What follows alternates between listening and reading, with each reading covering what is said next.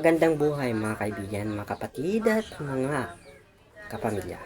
Ito na naman tayo. Ako ang inyong bro Redento na nagbibigay ulat at nagbibigay kaalaman sa inyo.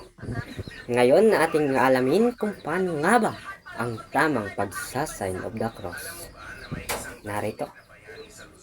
Dahil may ito ang pinaparatang mas kilalang pinaparatang ng ibang sekta sa Katoliko, ang pagsasign of the cross at ang cross.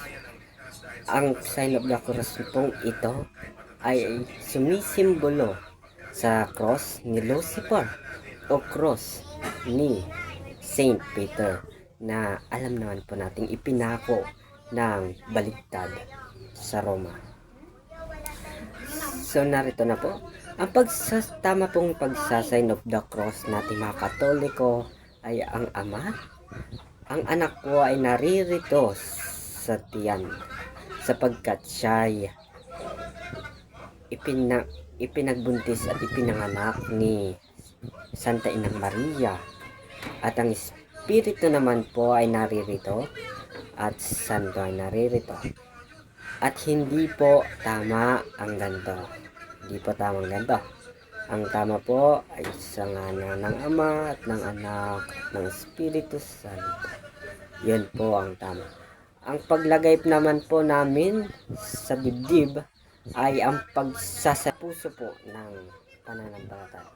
Ito po ay sinasapuso namin ang pagsamba at paglingkod sa simbahan, no? Kaya kung makikita nyo sa mga litrato ng mga sekta na pinupost nila ay may mga picture ng mga sakristan na nakahawak ang kanilang isang kamay sa dibdib, at hindi naman niya pinapakita yung paglagay sa puson sa tiyan, hanggang dito lang, kasi nga upang may pakalat nila ang maling impormasyon sa ibang tao. So yan lamang po. Maraming salamat at hanggang sa muli.